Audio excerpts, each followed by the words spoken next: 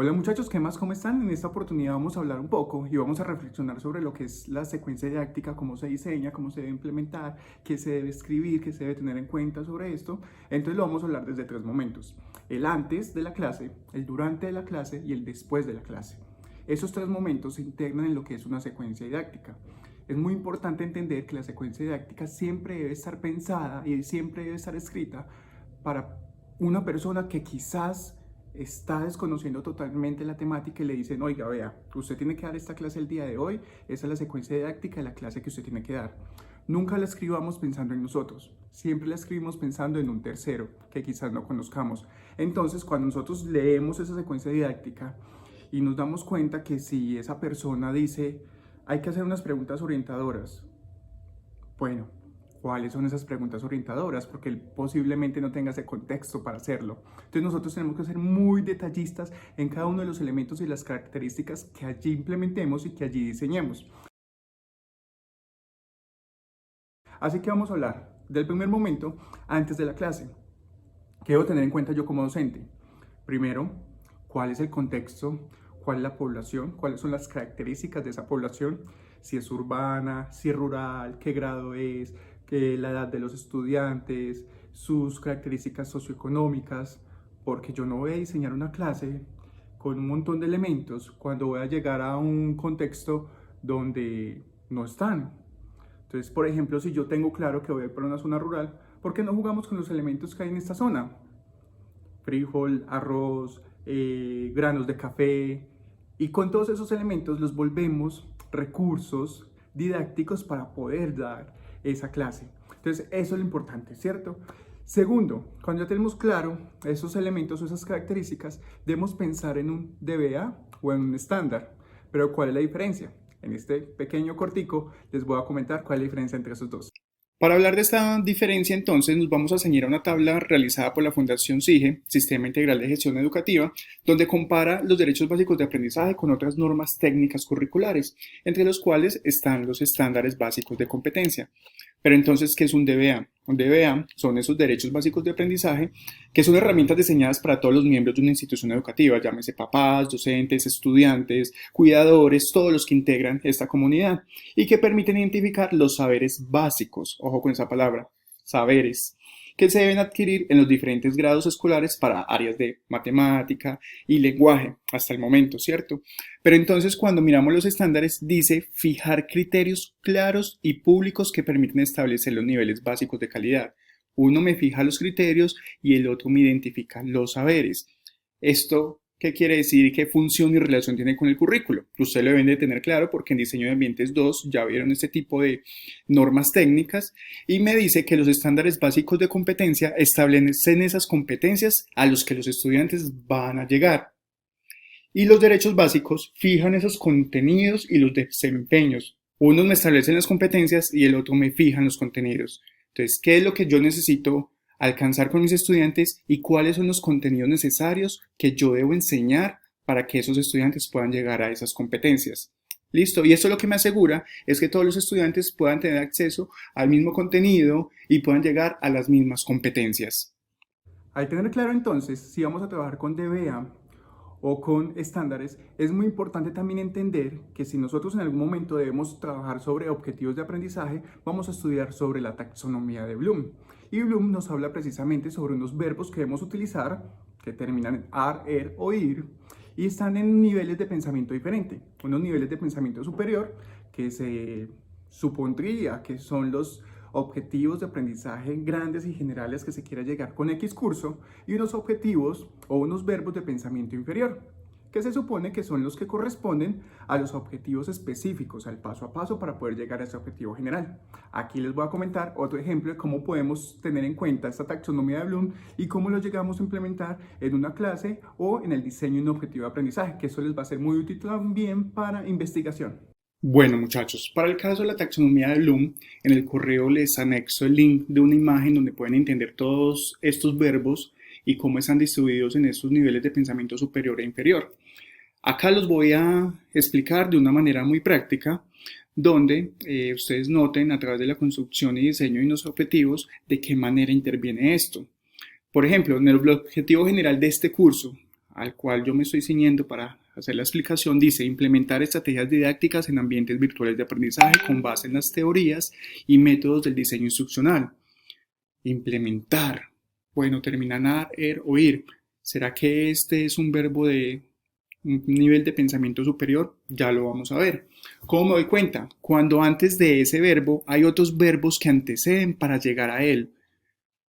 Desde los objetivos específicos puedo revisar esto.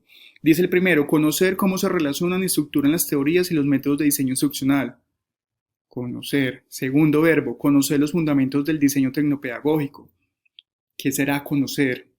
¿Será que el estudiante no conocía antes las relaciones y las estructuras de las teorías y métodos de enseñanza? Es una opción. Si no tenía conocimiento sobre esto, el verbo acá, conocer, sí está bien. Si ya tenía unos conocimientos básicos sobre esto, el verbo tendría que ser reconocer. Si yo ya utilicé el verbo conocer acá o reconocer, en este segundo verbo, que es el objetivo de conocer los fundamentos del diseño tecnopedagógico, ya me queda redundante. Entonces, ¿por qué no utilizamos un verbo como identificar? Identificar los fundamentos del diseño tecnopedagógico. Cuando yo digo identificar, ya puedo ir pensando en posibles actividades que puedo colocar el estudiante para que llegue a identificar esto. Cuando yo digo conocer, es complicado, porque yo qué le digo, yo vea, muchachos, conozcan estos fundamentos, mucho gusto. No, la idea es que con esos verbos que nosotros utilicemos para los objetivos de aprendizaje, me pueda permitir la posibilidad de crear actividades también. Entonces, primero va a reconocer, luego va a identificar. Tercero, dice reconocer nuevamente materiales didácticos y objetos de aprendizaje para el diseño de ambientes. Entonces, más que reconocer, yo puedo colocar acá clasificar. ¿Por qué? Cuando yo digo clasificar, miren qué debe saber un estudiante antes de clasificar algo. Debe conocerlos, debe identificarlos para luego llegar a clasificar. Entonces, ¿sí ven cómo van interviniendo muchas palabras de manera implícita en los verbos que yo utilizo?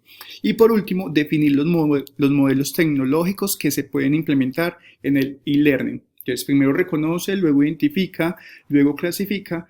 Ese definir yo lo puedo omitir porque más de 3 objetivos específicos es demasiado. El máximo que podemos utilizar es 4, pero me parece demasiado.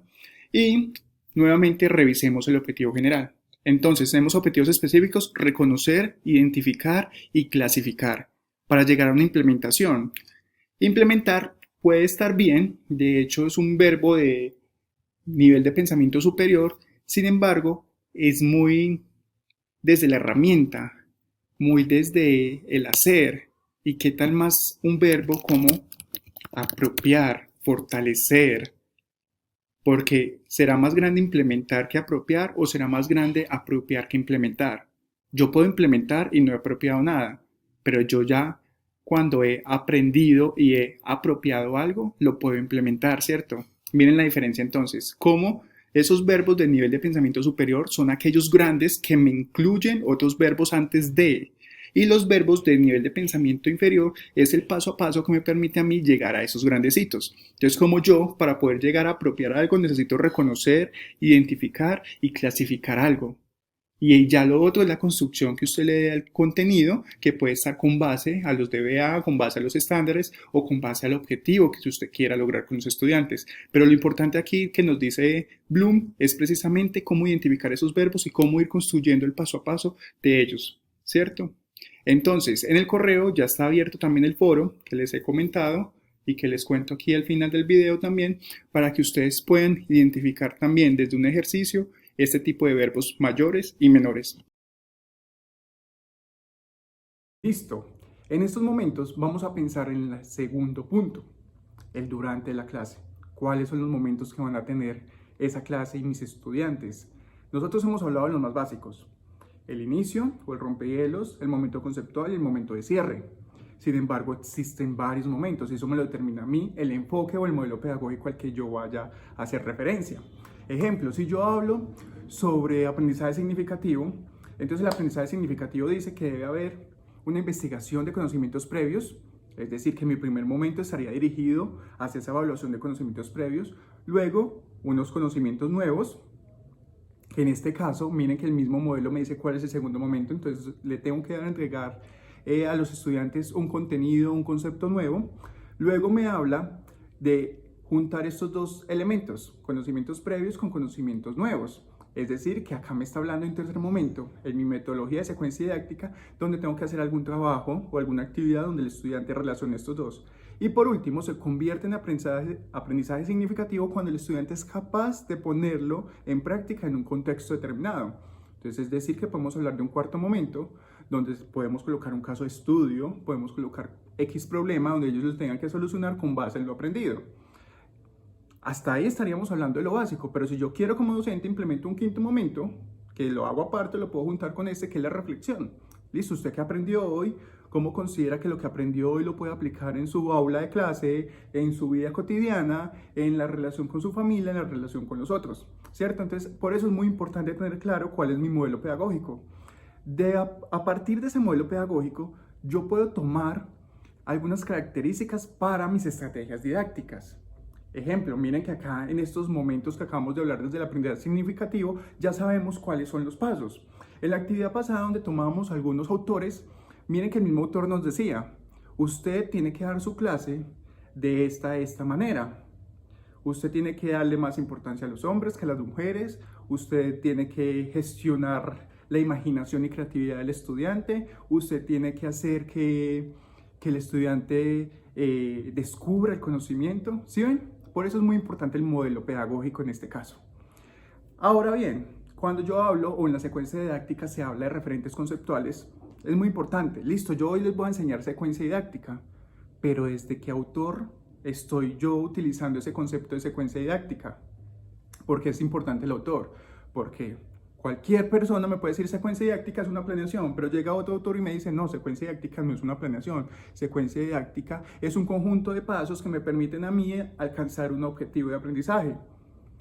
Pero entonces, para que nosotros hablemos el mismo idioma, es importante que tengamos clara esa base conceptual y esa base teórica. Ojo, no es lo mismo decir que yo estoy hablando de este autor de secuencia didáctica desde el año 2000 a un concepto de secuencia didáctica desde el mismo autor en el año 1900, ¿cierto? Posiblemente ha cambiado muchísimo y ha evolucionado esa definición. Por eso es importante, primero, tener el autor y segundo, tener el año de esa definición. Y eso también nosotros lo vamos a implementar muchísimo en la investigación, en nuestros textos, en nuestros documentos, para poder determinar y llegar a esos acuerdos con el lector sobre, bueno, desde dónde me estoy parando yo para explicarle a usted esta secuencia didáctica.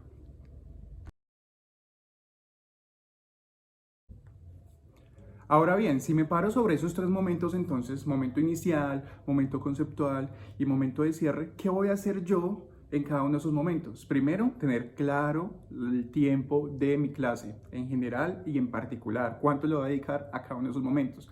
Recuerden que no es para mí, es para otra persona que piense en eso. Entonces, listo, 20 minutos va a durar el momento inicial. ¿Qué voy a hacer en ese momento inicial? Que voy a leer un cuento y voy a hacer unas preguntas orientadoras para conocer sus conocimientos previos. Listo, ¿cuál es el cuento? Póngame el link o póngame el cuento. Voy a hacer unas preguntas orientadoras. ¿Cuáles preguntas orientadoras? ¿Cuántas? ¿A quién va dirigido? Usted me va contando a mí el paso a paso de lo que usted va a hacer en su clase. Miren que nosotros en el ejercicio pasado, nosotros desde lo que considerábamos que era pertinente, lo actuábamos y lo hacíamos. En este caso ya vamos a pensar antes de lo que vamos a hacer, ¿cierto? Entonces por eso la relación con la secuencia didáctica que teníamos de Colombia Aprende y que en este caso vamos a desarrollar. Entonces, ¿cómo voy a desarrollar yo? ¿Cómo voy a alcanzar ese objetivo de aprendizaje? Paso a paso. Listo, en ese primer momento. Llega el momento conceptual. Van a haber actividades individuales, en grupo, aprendizaje colaborativo, aprendizaje cooperativo, cómo lo voy a implementar, grupos de cuántas personas, cuáles van a ser los roles, las funciones, cuánto tiempo tengo para la organización de los grupos, cuánto tiempo tengo yo para dar las indicaciones, cuánto tiempo tienen los estudiantes para desarrollar esa actividad. ¿Sí ven? Es un montón de elementos que hay que tener claros al momento de crear y diseñar esa secuencia didáctica. Y por último tenemos este momento de cierre. ¿Cuál es el momento de cierre? Precisamente cómo vamos a reflexionar o cómo vamos a hacer que los estudiantes pongan en práctica eso que ya aprendieron. Pueden ser actividades. Recordemos que no todas las actividades son actividades evaluativas. Hay actividades que son formativas. ¿Cuál es la diferencia? Las actividades formativas me permiten a mí profundizar sobre un conocimiento que yo ya di. A veces no está ligado a la evaluación cuantitativa, sino a la evaluación cualitativa. Que el estudiante sea capaz de reconocer lo que ya aprendió y de aplicarlo en un contexto o una situación. Y la actividad evaluativa sí está muy relacionada a veces con la cuantitativa. Como yo como docente evalúo al estudiante de una manera que él me determine si apropió o no esos conceptos. A veces pensamos si lo memorizó y eso es importante para algunos docentes, pero eso ya queda en la reflexión en el modelo pedagógico que cada uno quiera coger, ¿cierto? Entonces, muchachos, ya hablamos de estos tres momentos: inicial, conceptual y de cierre. Y ya sabemos cómo escribir en cada uno de estos momentos, siendo muy detallistas. Si estoy hablando de X recurso, pongo el recurso. Si estoy hablando de unas preguntas, pongo las preguntas. Prácticamente es hacernos todo el trabajo para la persona que vaya a ir a dar la clase que usted acaba de diseñar. Y por último, tenemos el momento después de la clase. ¿Cómo me doy cuenta yo entonces que el estudiante se aprendió esto? Que es la evaluación. Recordemos que hay tres tipos de evaluación: coevaluación, donde el estudiante se evalúa con el otro; autoevaluación, donde el estudiante se evalúa a sí mismo; y heteroevaluación, donde el docente evalúa al estudiante. Podemos hacer uso de esas tres evaluaciones juntas, por separado, como ustedes deseen, o una sola. Pero vamos a explicar entonces cómo va a ser esa evaluación. Puede ser un dibujo, puede ser un examen. Todo eso me lo determina el modelo pedagógico al que yo me estoy adhiriendo y me estoy juntando, estoy adaptando para mi clase. ¿Listo? Entonces, ¿qué vamos a hacer el día de hoy? Como yo les había dicho inicialmente, la idea no es llenarnos tampoco de actividades, pero darnos cuenta que a través de esta modalidad virtual también podemos aprender y podemos discutir. Entonces, voy a disponer un foro que en el correo ya está el link para que podamos hablar sobre ciertos aspectos de la secuencia didáctica y ya están las preguntas, ¿cierto? Y en segunda medida, van a tomar esto que está con base al documento guía para la elaboración de una secuencia didáctica, que se las mandé en la clase pasada, y van a mirar su secuencia didáctica nuevamente. Con base en estos elementos se van a dar cuenta, eso es un proceso de autoevaluación, qué elementos deben fortalecer de esa secuencia didáctica, y la vamos a tener lista para el próximo miércoles, que es la clase que continúa. Así que bueno, muchachos, eso es todo por hoy. Espero que le saquen provecho a esto. Recuerden que aquí estamos jugando también con autonomía, con una responsabilidad propia del estudiante. Y si algunos de los estudiantes consideran que la modalidad virtual es un festival de tareas, demostremos que no es así. Y que también podemos reflexionar y que nosotros también podemos aprender sobre este tipo de modalidades. Es muy bueno que ustedes vayan pensando en la relación que hay entre estas secuencias didácticas que están haciendo desde la presencialidad y cómo algunos docentes la están asumiendo para la virtualidad. Si ustedes notan, esta clase que acabo de hacer con ustedes hoy es totalmente diferente a la metodología que implementé la semana pasada, ¿cierto? Donde era todo por correo, donde hice uso de algunos recursos educativos digitales. Hoy ya estoy asumiendo otras estrategias y noten que la virtualidad también permite jugar con todo eso. ¿Listo? Luego lo vamos a ir haciendo más a fondo, pero por el momento esto nada más. Así que muchachos, nos vemos el próximo miércoles. Se cuidan. Chao.